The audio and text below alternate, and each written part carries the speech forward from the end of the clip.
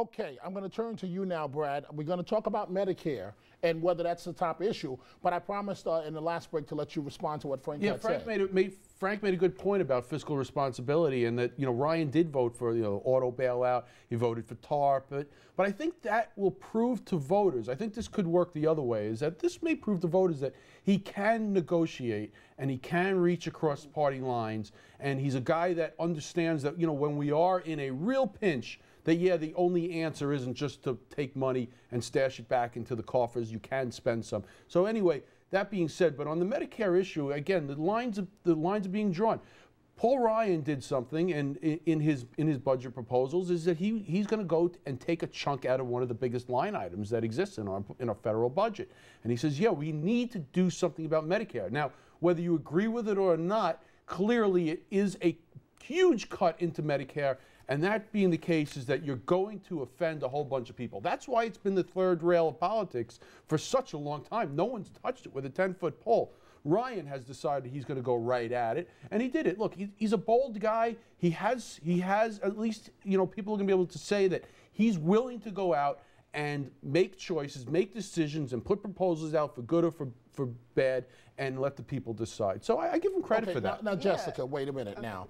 Some will say, you say bold, some will say extreme conservative. He wants to replace Medicare with a voucher-based system. He's trying to save the program for future generations. And I think, again, talking about seniors, when you make that argument to seniors, he's not abolishing Medicare. The Democrats' plan, Obamacare, is cutting $740 billion from Medicare. Ryan's plan is saying, it's not affecting current seniors. It's saying, in 10 years, let's look at a system that provides more money for people that have less income. It provides more money for health care for people that have more illnesses and need more care, and it allows the care to stay with the individual instead of Washington bureaucrats. And I think when you make that argument, if they're able to effectively make that argument, the American people are going to be able to decide. And then when that attack doesn't work, what are they left with?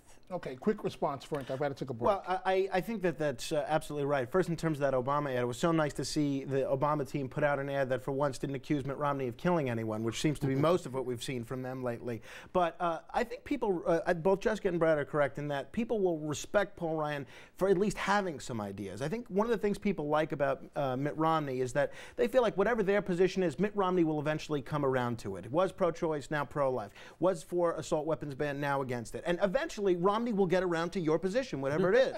Paul Ryan doesn't have that same wishy-washiness. He's inconsistent on some issues because the Simpson-Bowles Commission would have addressed deficits, which he voted against, and he voted to add a huge entitlement with the prescription drug benefit. So I don't see how that squares with his Medicare reform plan now. Okay, hold your thoughts for just 1 second. It is time to take a quick break.